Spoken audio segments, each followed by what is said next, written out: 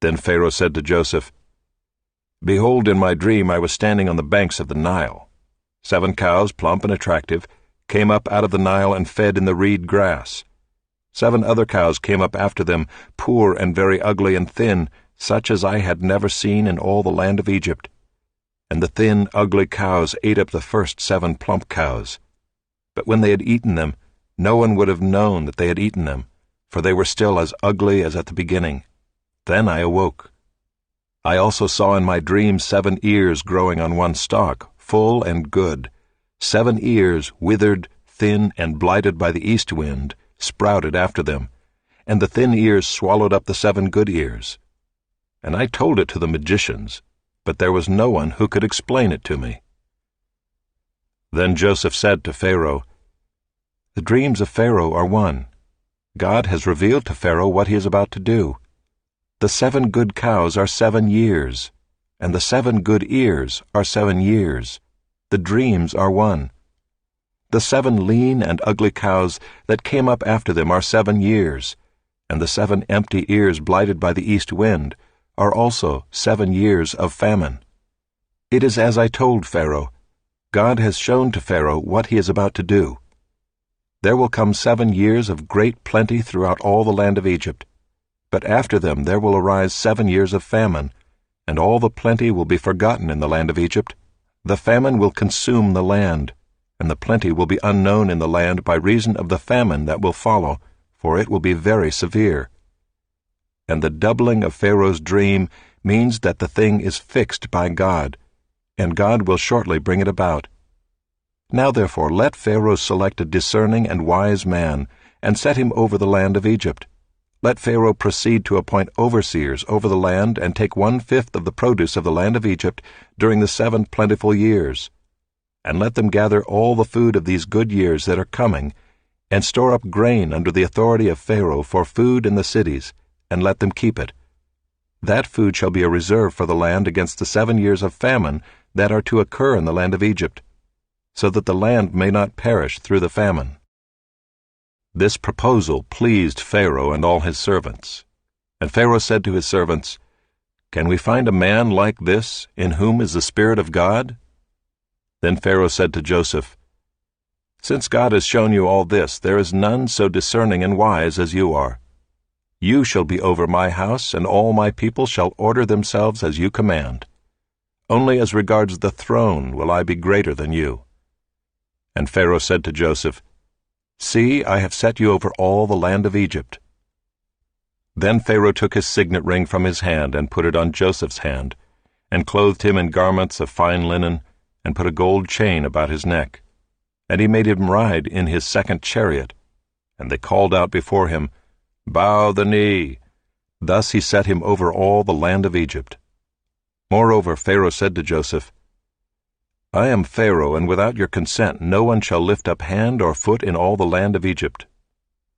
And Pharaoh called Joseph's name Zaphenath-Paneah, and he gave him in marriage Asenath, the daughter of Potiphera, priest of On. So Joseph went out over the land of Egypt. Joseph was 30 years old when he entered the service of Pharaoh, king of Egypt. And Joseph went out from the presence of Pharaoh, and went through all the land of Egypt. During the 7 plentiful years the earth produced abundantly, and he gathered up all the food of these 7 years which occurred in the land of Egypt, and put the food in the cities. He put in every city the food from the fields around it. And Joseph stored up grain in great abundance, like the sand of the sea, until he ceased to measure it, for it could not be measured. Before the year of famine came, 2 sons were born to Joseph. Asenath, the daughter of Potiphera, priest of On, bore them to him. Joseph called the name of the firstborn Manasseh, for, he said, "God has made me forget all my hardship and all my father's house." The name of the second he called Ephraim, for God has made me fruitful in the land of my affliction. The 7 years of plenty that occurred in the land of Egypt came to an end, and the 7 years of famine began to come, as Joseph had said. There was famine in all lands, but in all the land of Egypt there was bread. When all the land of Egypt was famished, the people cried to Pharaoh for bread. Pharaoh said to all the Egyptians, "Go to Joseph. What he says to you, do." So when the famine had spread over all the land, Joseph opened all the storehouses and sold to the Egyptians, for the famine was severe in the land of Egypt. Moreover, all the earth came to Egypt to Joseph to buy grain, because the famine was severe over all the earth. Chapter 42. When Jacob learned that there was grain for sale in Egypt, he said to his sons, "Why do you look at one another?" And he said, "Behold, I have heard that there is grain for sale in Egypt. Go down and buy grain for us there, that we may live and not die."